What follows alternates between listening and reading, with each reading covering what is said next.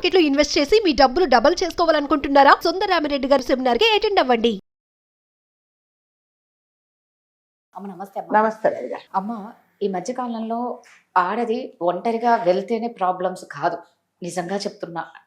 ఒంటరిగా నిల్చున్నా కూడా రోడ్ల పైన ఒకలాగా తేడాగా చూస్తారమ్మా. అంటే బెంగళూరులో జరిగిన ఇన్సిడెంట్ కూడా, ఒక అమ్మాయి క్యాబ్ కోసం వెయిట్ చేస్తూ ఉంటే రోడ్డున వెళ్తున్న వాడు 2-వీలర్లో ఆగి మరి నీ రేట్ ఎంత, 10,000 అంటే అంటే దేనికోసం నిల్చున్నా కూడా అవతల మగవాళ్ళు కొంతమంది దానికోసమే నిల్చున్నారని రేట్లు చెప్పడం స్టార్ట్ చేస్తున్నారు. లేదు అంటే విచిత్రంగా చూస్తారమ్మా, విచిత్రంగా చూసుకుంటూ ఇబ్బందికరంగా చూస్తారు చాలా.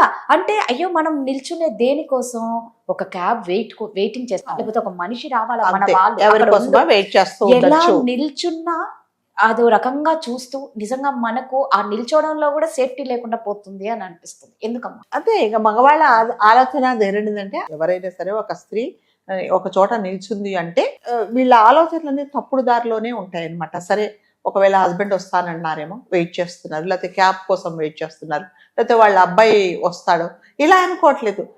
రోడ్డు మీద నిల్చున్న ప్రతి ఆడవాళ్ళు వీళ్ళు ఏదో ఈ ప్రాస్టిట్యూషన్ కోసం నిల్చున్నారు, లేకపోతే వీళ్ళకి ఒక ధర కడదాము అనేసి చాలా మంది.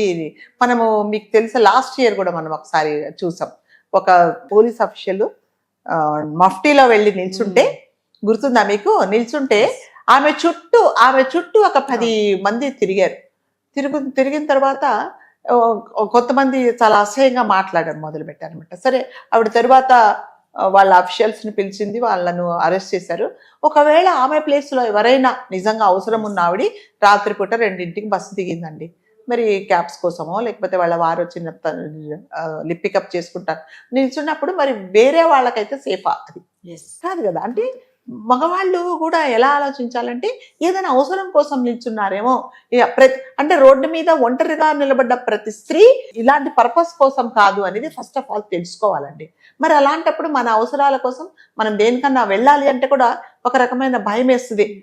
బస్సు రాకపోయినా, ఒకవేళ బస్ స్టాప్లలో కూడా అంతేనండి, చాలా మటుకు బస్సుల కోసం వెయిట్ చేస్తూ ఉంటే కొంతమంది దీనికోసమే పర్పస్ఫుల్గా మనం ఎటువైపు చూస్తారో అటువైపు వచ్చేసి ఇబ్బంది పెట్టేసి వాళ్ళ వికృత చేష్టలతో, అంటే ఆడవాళ్ళను చాలా ఇబ్బందికరంగా వాళ్ళు పరిస్థితులను వాళ్ళు క్రియేట్ చేస్తున్నారు అనమాట.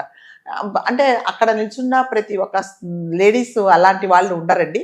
సో అలాంటి వాళ్ళు ఉండొచ్చేమో, అలాంటి వాళ్ళు చూసి మీరు ప్రతి వాళ్ళను నీ రేట్ ఎంత అని అడిగితే, వాడెవరో అడిగిన వాడిని అసలు చంప పగలగొట్టాలి ఎవరినైనా.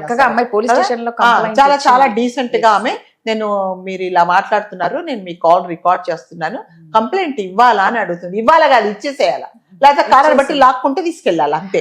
కొన్ని చోట్ల అమ్మ, అంటే నేను వినడం కూడా, పూలు పెట్టుకొని నిల్చున్నా కూడా నేను కూడా విన్నాను. అదంటే పూలు పెట్టుకొని నిల్చుంటే అది తప్పు, వాళ్ళకి తప్పుడు ఆలోచనలు వస్తాయి. సో వాళ్ళు వచ్చి డైరెక్ట్ గా అడుగుతారట.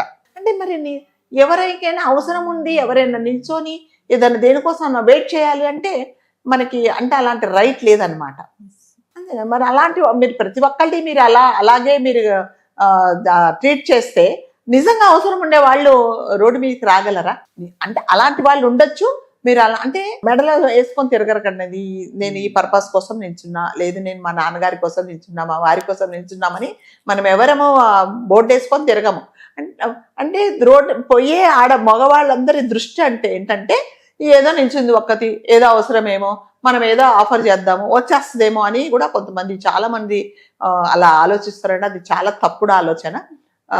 ఆడవాళ్ళు అంటే ఎవరో ఉండొచ్చు, మీరు అన్నట్టుగా ఎవరో అన్ని చోట్ల అలా ఉంటారు. అందరు ఆడవాళ్ళు ఉండరండి. మీరు ఒకసారి ఎదురు తిరిగితే ఒక సింహం లాగా మేము ఎదురు తిరిగిందంటే మళ్ళీ మీరు ఎట్టుపోతారో మీకే తెలియదు. కాబట్టి మీరు అలా ప్రశ్నించే ముందు ఒకసారి ఆలోచించుకోండి. అట్లా ఇదే ప్లేస్ లో మీ చెల్లో, మీ తల్లో, లేకపోతే మీ కుటుంబ సభ్యులో ఎవరైనా ఎక్కడన్నా వెయిట్ చేస్తుంటే వేరే వాళ్ళు వచ్చి నీ రేట్ ఎంత అంటే, అప్పుడు ఆమె పడే బాధ ఇంటికి వచ్చి మీతో షేర్ చేసుకున్నప్పుడు మీకు అది తెలుస్తుంది. ఏ ఎమర్జెన్సీలో నిల్చుందో, ఏదన్నా పాపం ఎవరికైనా ఒంట్లో బాగాలేదు, ఎవరైనా వస్తారని ఎదురు చూస్తుందో, ఇవన్నీ మీరు అనకుండా డైరెక్ట్ గా వెళ్ళి నీ రేట్ ఎంత అని అడగడం ఎంత తప్పు? రేట్ ఎంత అడిగి నీకు ఇంత రేట్ ఇస్తాను అనడం ఎంత తప్పు చెప్పండి? అది వాళ్ళు ఎంత అంటే నిజంగా ఎంత బాధపడతారు. అరే నేను నా కర్మానికి నేను ఇక్కడ నిల్చున్నాను, దీనికోసమని నిల్చున్నాను కదా, ఇవాళ నేను వీడెవరో దరిద్రుడితో నేను ఇలాంటి మాటలు అనిపించుకోవాల్సిందని నిజంగా నాకు చాలా బాధేస్తుంది కదండి. కాబట్టి అలా నిల్చుకున్న ప్రతి ఒక్క స్త్రీ ఆ దానికోసం నిల్చోదండి. మగవాళ్ళు ఇదందరూ దయచేసి మీరందరూ గ్రహించాల్సింది అంటే ఇలా ఆలోచించే మగవాళ్ళే.